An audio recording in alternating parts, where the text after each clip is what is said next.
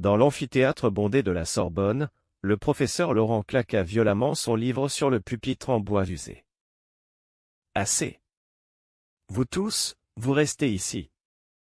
Sa voix, d'habitude calme et mesurée lors des cours de littérature française, tremblait de colère contenue.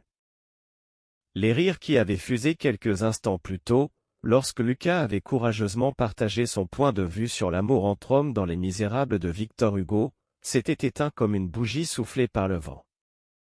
Lucas, 20 ans, aux cheveux bruns légèrement ondulés et au regard profond, se tenait droit, le visage pâle mais déterminé. Pierre, le capitaine de l'équipe de rugby assis au fond, avait lancé la remarque qui avait tout déclenché: « On n'est pas dans un roman, Lucas. Garde tes histoires pour toi. » La punition collective que le professeur imposa ce jour-là, un projet obligatoire d'une semaine sur l'empathie et l'identité, avec des discussions forcées en groupe, allait non seulement bouleverser la dynamique de la classe, mais révéler des vérités cachées chez plusieurs jeunes hommes, y compris chez ceux qui semblaient les plus sûrs d'eux. Personne ne s'attendait à ce que cette journée marque le début d'un voyage émotionnel profond pour eux tous. Les étudiants échangèrent des regards incrédules. Toute la classe, murmura une fille au premier rang.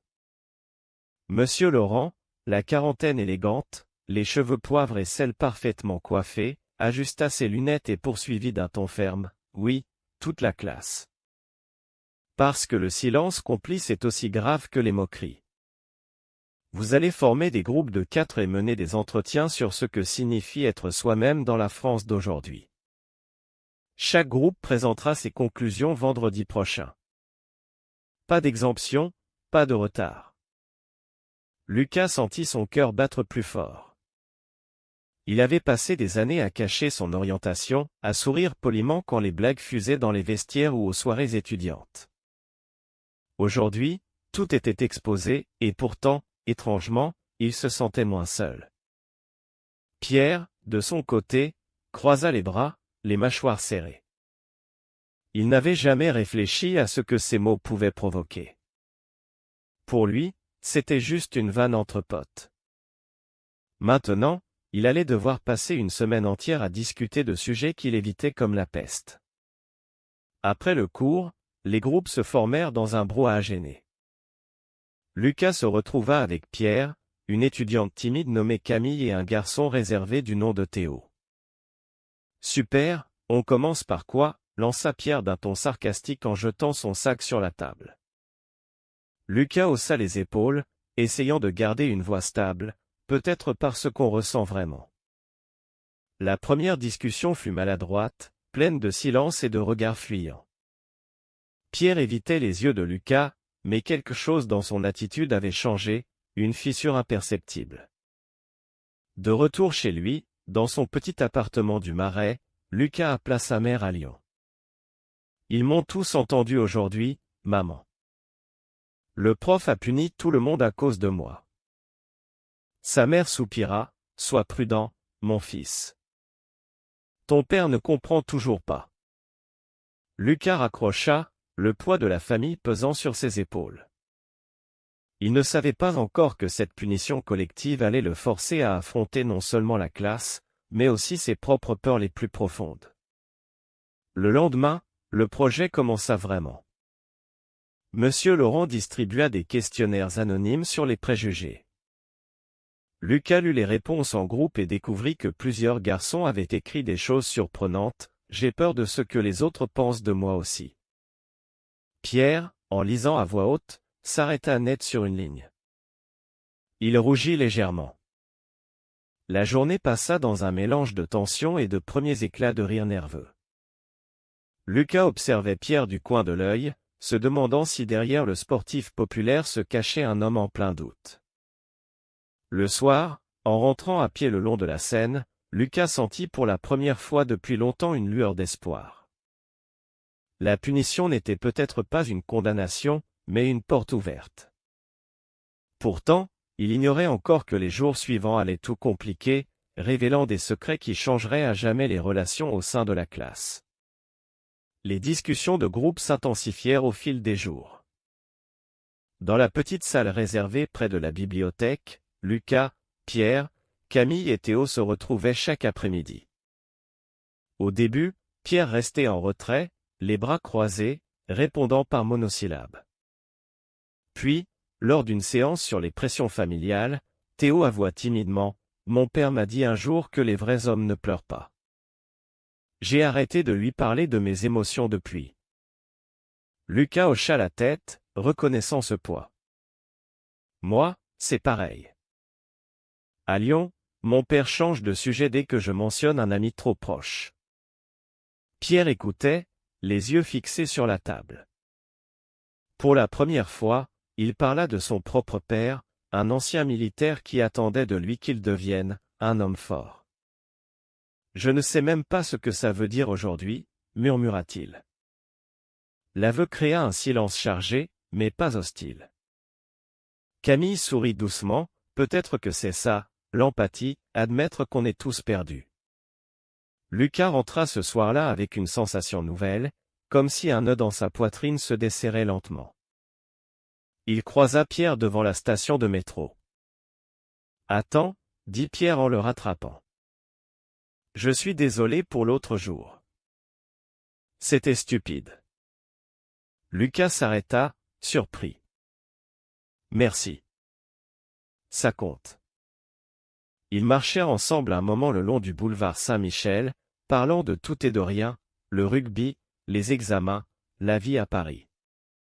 Pierre raconta comment il avait grandi en province, loin des regards parisiens plus ouverts. Lucas partagea ses premières années à la Sorbonne, seul avec son secret. Aucun mot sur l'amour, juste des confidences simples qui tissaient un lien inattendu. Pourtant, chez lui, Lucas sentit l'angoisse revenir. Sa mère lui envoya un message, « Ton père veut que tu rentres pour les vacances. Il a des questions. » Lucas savait ce que cela signifiait. Le lendemain, le groupe présenta une première partie du projet. Monsieur Laurent écouta attentivement, notant les progrès. Après le cours, il prit Lucas à part, « Tu tiens bon ? Cette punition n'était pas contre toi, mais pour tous. » Lucas sourit faiblement, « Je commence à comprendre. » Pierre, qui attendait dehors, proposa de réviser ensemble le soir même. Dans le café bondé près de la fac, ils travaillèrent jusqu'à minuit. Pierre posa une question directe, « Tu n'as jamais eu peur de tout perdre ? » Lucas répondit honnêtement, « Tous les jours. Mais aujourd'hui, moi. » Pierre baissa les yeux, troublé. Cette nuit-là, Pierre rentra chez lui et resta longtemps éveillé, repensant à ses propres sentiments confus envers son meilleur ami du lycée.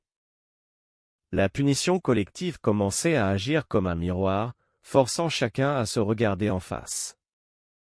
Le week-end approchait, et avec lui les premières vraies confrontations. Lucas reçut un appel de son père, « On parle de toi à la maison. Reviens ce week-end. » La voix était froide. Lucas accepta, le cœur serré. Pendant ce temps, Théo confia à Camille qu'il avait toujours admiré Lucas en secret, pas par moquerie, mais par curiosité. Le groupe se resserrait, mais les fissures personnelles s'élargissaient. Pierre, de son côté, envoya un message à Lucas, « Bonne chance avec ta famille.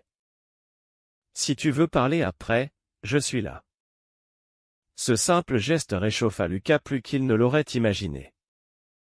La semaine n'était pas finie, et déjà les conséquences de la punition dépassaient tout ce que monsieur Laurent avait prévu.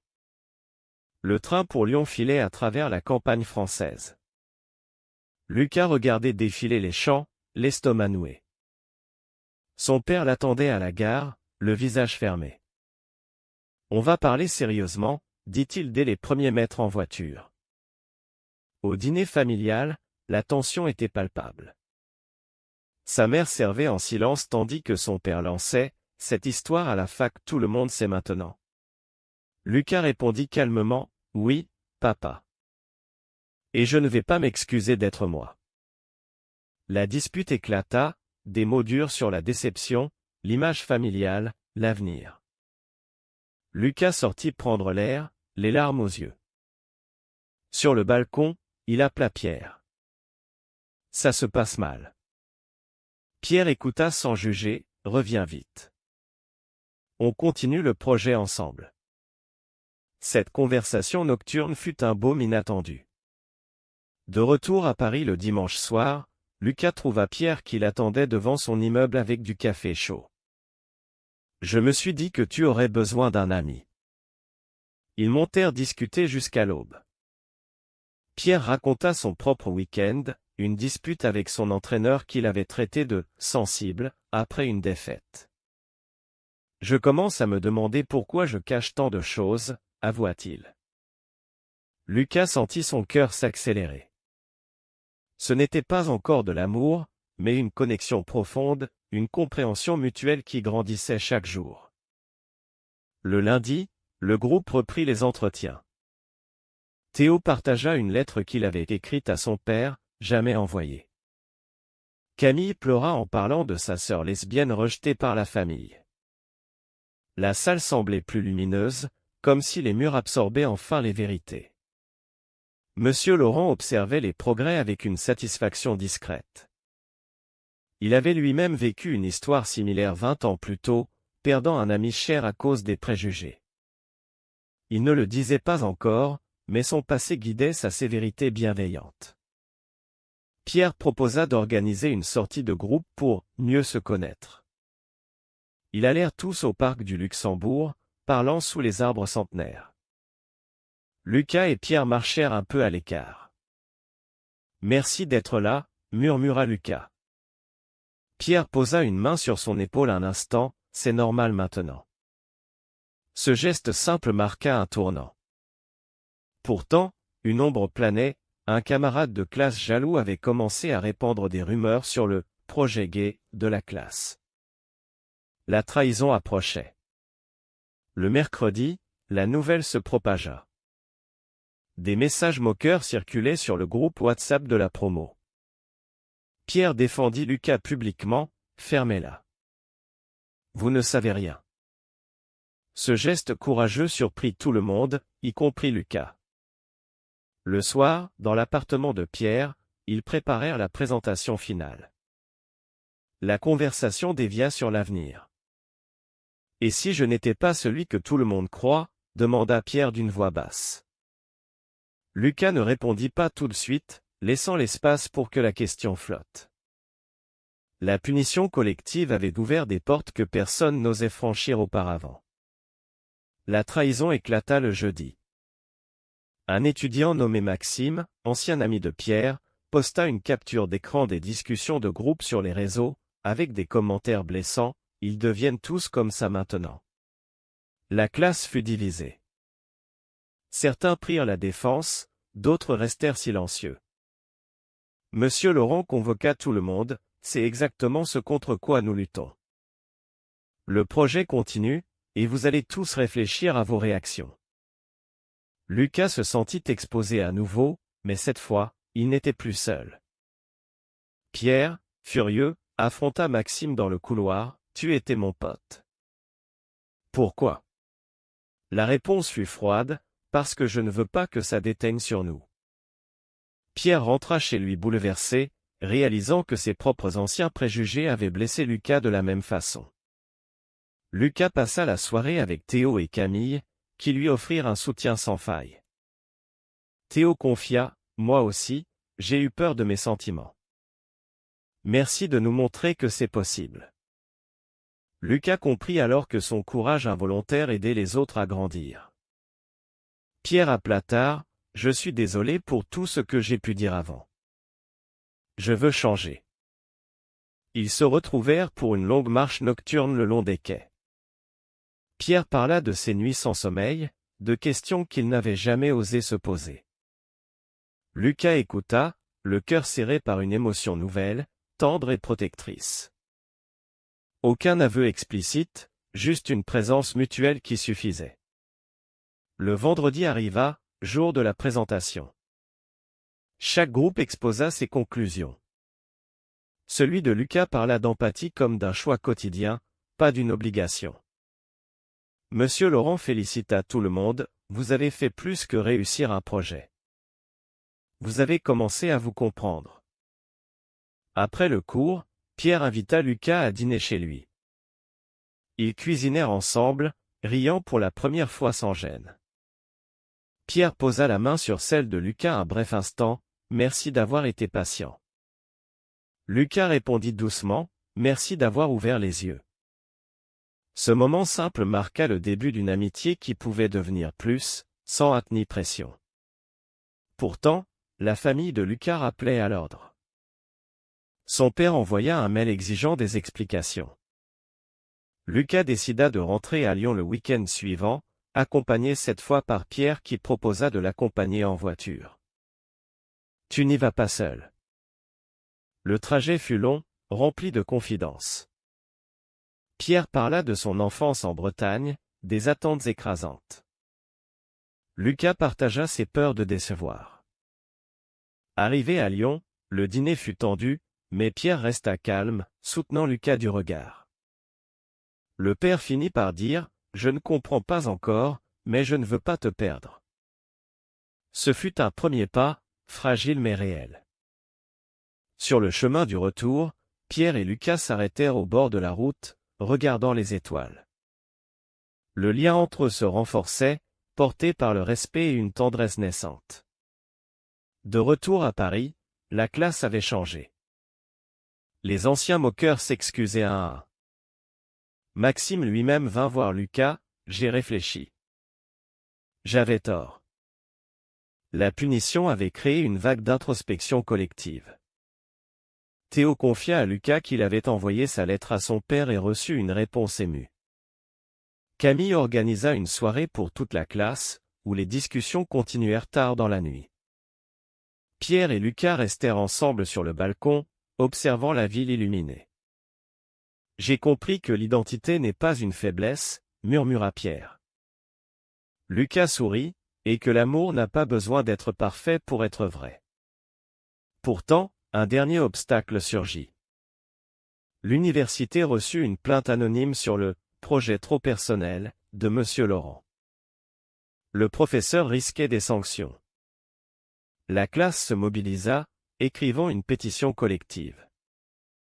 Pierre prit la tête de l'initiative, sacrifiant son image de sportif populaire. Lucas l'accompagna au bureau du doyen. « Nous avons tous grandi grâce à lui », plaidèrent-ils. Le doyen, touché, annula la procédure. Monsieur Laurent, ému, les remercia en privé, « Vous m'avez rappelé pourquoi j'enseigne. » Ce sacrifice de Pierre scella son évolution, il n'était plus le garçon qui moquait, mais un homme prêt à défendre ce qu'il croyait juste. Lucas affronta enfin sa dernière peur, dire clairement à Pierre ce qu'il ressentait. Lors d'une promenade au jardin des Tuileries, il prononça les mots avec simplicité, « Tu comptes pour moi, plus qu'un ami. » Pierre s'arrêta, les yeux brillants, « Moi aussi. » Depuis le premier jour de ce projet. Ils ne s'embrassèrent pas encore, mais leurs mains se serrèrent longuement, scellant une promesse silencieuse. La famille de Pierre, mise au courant par téléphone, réagit avec surprise mais ouverture progressive. La société française, avec ses progrès et ses résistances, semblait moins hostile vue à travers ce nouveau regard. Le semestre touchait à sa fin. La classe organisa une fête de clôture. Monsieur Laurent porta un toast, « Vous êtes devenus une famille. » Lucas regarda Pierre, assis à côté de lui, et sentit une paix profonde. Les conflits intérieurs s'apaisaient, les choix avaient porté leurs fruits. Pourtant, le chemin continuait. Les mois suivants confirmèrent les transformations.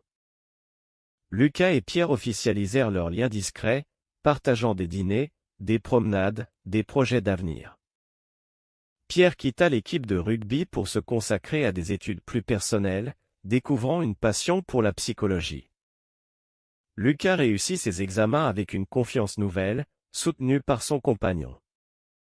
Théo et Camille restèrent des amis proches, formant un cercle solide. Monsieur Laurent devint un mentor, partageant parfois des anecdotes de sa propre jeunesse sans entrer dans les détails. La famille de Lucas accepta progressivement, invitant même Pierre pour Noël à Lyon. Le père, encore maladroit, serra la main de Pierre, prenez soin l'un de l'autre. Un dernier voyage réunit tout le groupe à la campagne normande pour un week-end.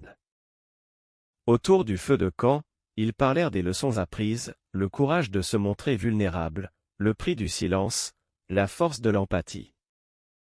Pierre prit la parole, cette punition nous a sauvés de nous-mêmes. Lucas posa sa tête sur son épaule, entouré par la nuit étoilée. La France, avec ses rues parisiennes et ses villages tranquilles, semblait plus inclusive. Les préjugés n'avaient pas disparu, mais ils avaient perdu du terrain face à des cœurs ouverts. De retour à la Sorbonne, la vie reprit, enrichie. Lucas écrivit un essai sur l'identité qu'il dédia à la classe entière. Pierre le lut le premier, les yeux humides, tu as tout dit.